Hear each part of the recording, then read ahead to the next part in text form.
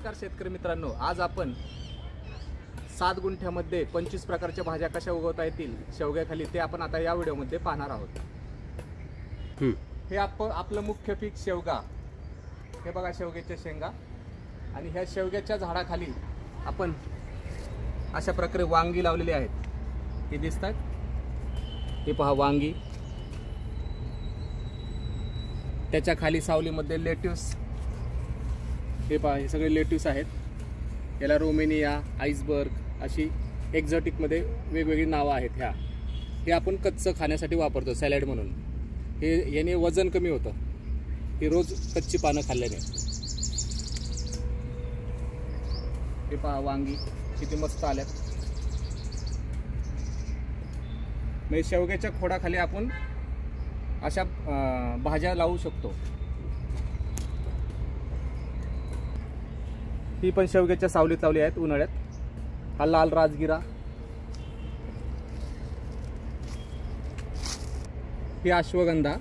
याच्यावर भरपूर मित्र कीटक येतात, म्हणजे पक्षी येतात, त्यामुळे आपलं अळीचं नियंत्रण या अश्वगंधामुळे होते। बघा हे असं दिसतं अश्वगंधाचं झाड। हे खूप आयुर्वेदिक झाड आहे। हे नैसर्गिकरित्या येते पक्ष्यां थ्रू। हे पहा मिरची, दोन्ही ब्रोकोलीच्या मध्ये। इथं ब्रोकोली दिसायला लागली छोटी छोटी, हे दिसते। हे पण आपण दोन्ही शेवग्याच्या मध्ये लावलेले आहेत, सावलीमध्ये। हे सापळा पीक म्हणून झेंडू।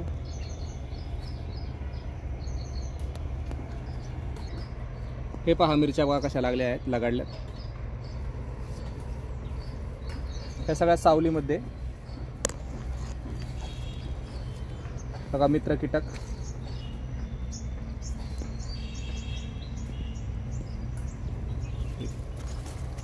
हे सुरण।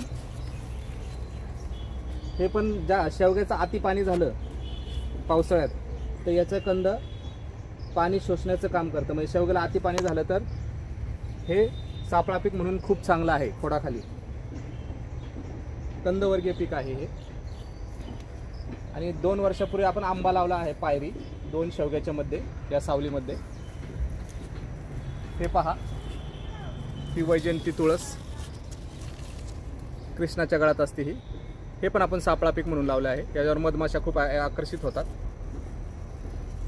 आणि हे पहा ही मिरची, आणि मिरचीच्या खाली हा हिरवा कोबी बघा गड्डा तयार व्हायला लागलाय।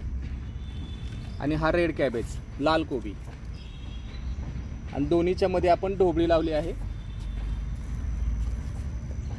ढोबळी हे हायब्रिड पीक आहे, त्यामुळे आपल्या नैसर्गिक शेतात त्याला खूप औषधं लागतात, म्हणजे खूप कीटकनाशकं मारावं लागतात।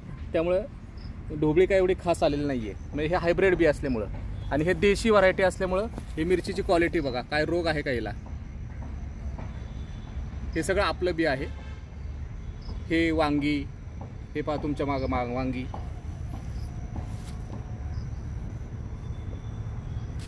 एका झाडाखाली आपण 4-4 वांगी लावली आहेत, 1, 2 असे। आणि हे सापळा पीक म्हणून लावलं आहे बघा।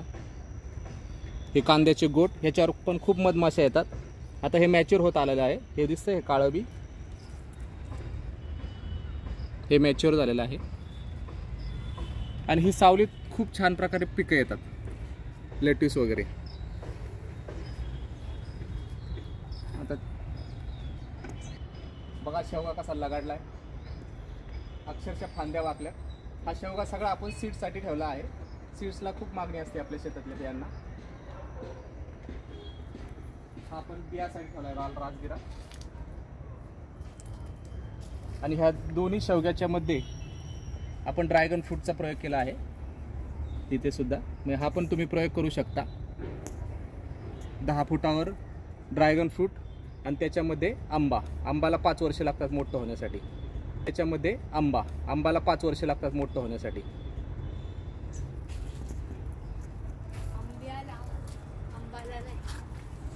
लावलेली आबाईची शेंग, त्याला परत फुलं आली आहेत। इकडे बोंबील घेवडा, हे स्वीट बेसिल, पंढरपुरी तुळस म्हणतो आपण याला। याचा ग्रीन टी मध्ये वापर करतो आपण। हे पहा बोंबील घेवडा। अशी शेंग असते दिसायला. आणि ही आबाईची शेंग, हे बियांसाठी ठेवली आहे आपण. हे दिसते. आता आपण कमंडलू भोपळा पाहूया. हा दिसतं कमंडलू भोपळा. आता हा पूर्ण बियासाठी मॅच्युअर होत चालला आहे, वाळत चालला आहे. हे आपल्या वर्षभरासाठी बी साठवणूक करून ठेवण्यासाठी हा भोपळा आपण जपून ठेवला आहे झाडालाच. चा वेळ आता वेल संपला आहे. हा जून महिन्यातली लागवड होती आणि त्याच्याच खाली आपण असे टॅमॅटो लावले आहेत बघा. हे दिसतात. हे नवीन आहेत, ते जुनं आहे, संपलेला आहे तो टॅमॅटो.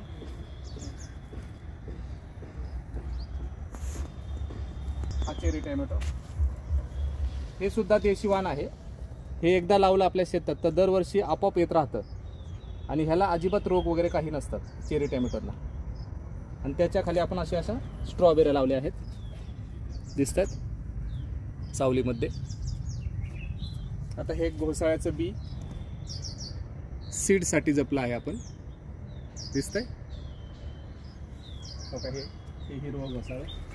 यात भरपूर प्रमाणात बी असणार आहे आपलं वर्षभरासाठी. आणि ह्याच्या वरचा जो कवर आहे ह्याला आपण अंग घासायला घासणी म्हणून पण वापरणार आहे. म्हणजे मल्टीपर्पज यूज आहे या घोसाळ्याचा नैसर्गिक शेतातील. आणि हा जो कोबी दिसतोय ह्याचा हार्वेस्टिंग पहिल्यांदा केलेला आहे. आता त्याला बघा 4 कोबी लागले आहेत.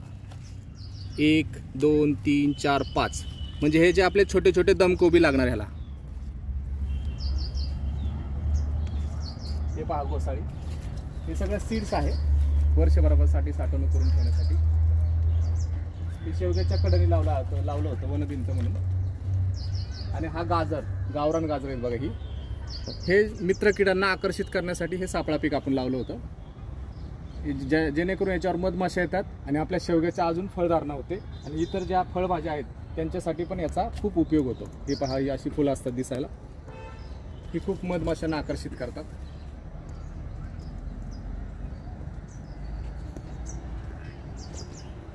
इकडे सगळं घोसाळा आहे. याच्यामध्ये पालक आहे. आता तो सीड्सला तयार झालेला आहे. हा पालक, याला बी लागले आहे.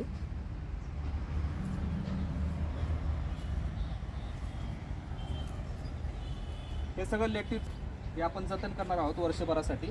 तर तुम्ही स्वतःचं बी सुद्धा करू शकता. लेट्यूसची पानं खाऊन नंतर जे वरती तुरे लागतात त्याचा अशा प्रकारे हो का कुस्करलं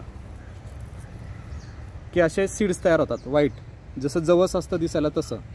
आणि हे वर्षभरासाठी तुम्ही साठवणूक करून ठेवू शकता. त्याची पाने सुद्धा झाडाची खूप महाग असतात मॉलमध्ये. हे एक्झॉटिक भाज्यामध्ये मोडतं, त्यामुळं याला खूप मागणी आहे.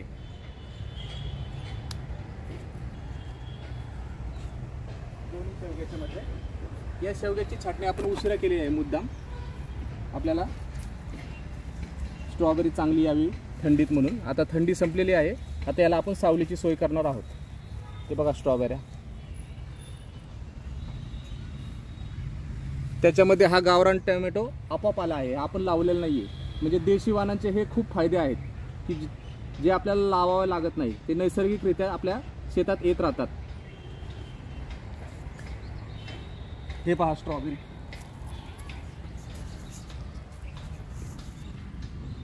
खायला खूप गोड लागते ही. आता हे जुनं मिरचीचं झाड आहे, आपण जपून ठेवलं आहे बियासाठी.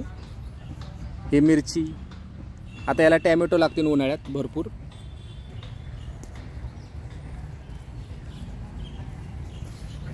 हे पहा ब्रोकोली.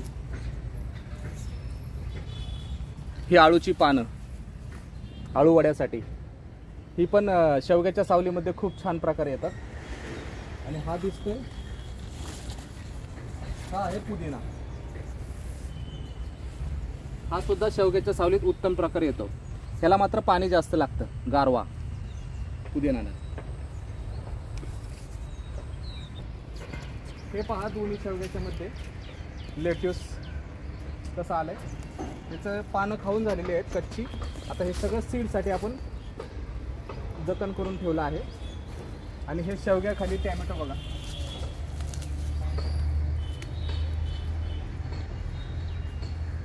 शेवग्याखाली असे आपण टॅमॅटो सुद्धा लावू शकतो. ते सगळे गावरान टॅमॅटो आहेत, असे असतात दिसायला टॅमॅटो. हे दिसतात गावरान टॅमॅटो, चक्री टॅमॅटो म्हणतात ह्याला.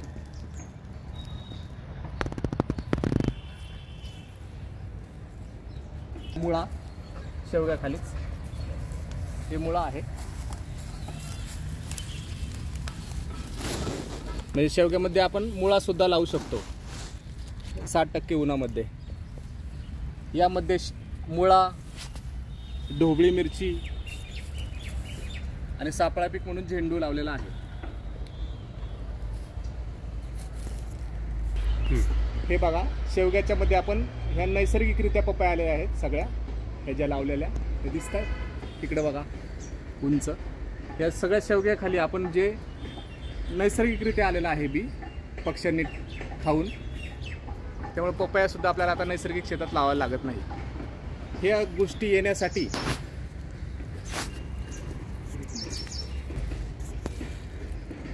ह्या ज्या पपया येण्यासाठी आपल्याला शेतात तणनाशक वगैरे वापरावं लागत नाही. त्यामुळे ह्या सगळ्या नैसर्गिकरित्या निसर्गाने दान केलेल्या गोष्टी आपल्या शेतात येतात.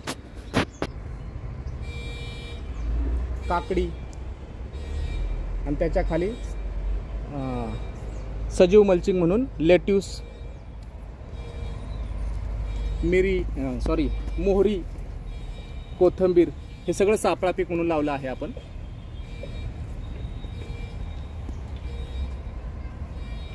हे गुलाब पण सापळा पीकच आहे, गुलकंदसाठी लावला आहे आपण. मोगरा, म्हणजे अशी फुलझाडे सुद्धा आपण आपल्या 7 गुंठ्याच्या मॉडेलमध्ये घेऊ शकतो. हे बघा पालकाचं बी, हे चिलूची भाजी लावली आहे त्यामध्येच, त्याला चिलूची भाजी म्हणतात, चिगळाची भाजी. ही खूप औषधी गुणधर्म असलेली भाजी आहे. आणि साईडनी हदग्याची झाडं लावली आहेत, वनभिंत म्हणून. हे दिसतात, हा हदगा, हा पिंक कलरचा हदगा आहे.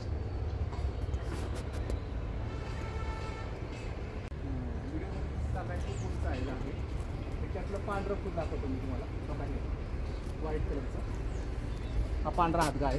त्याच्या फुलांची आणि शेंगांची भाजी केली जाते. आणि हे आपली अशी झाडाची प्रजाती आहे की ह्याला 12 महिने फुलं लागतात.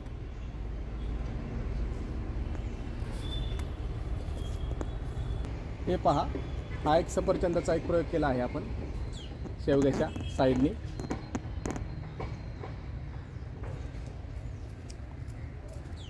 ही खायची पानं पारिजातकाच्या झाडावर सोडली आहेत. हे ऑरेगॅनो पिझ्झामध्ये वगैरे टाकतात. हे रोजमेरी, हे सगळे हब्समध्ये, हे पण सावलीत छान प्रकारे येतात. शेवग्यामध्ये आंतरपीक म्हणून 25 पेक्षा अधिक भाज्या आपण घेऊ शकतो नैसर्गिक शेतात. घनजीवामृत आणि जीवामृतचा वापर करून आणि कीटकनाशक म्हणून नीम ऑइल आणि ताकाची फवारणी घेऊन.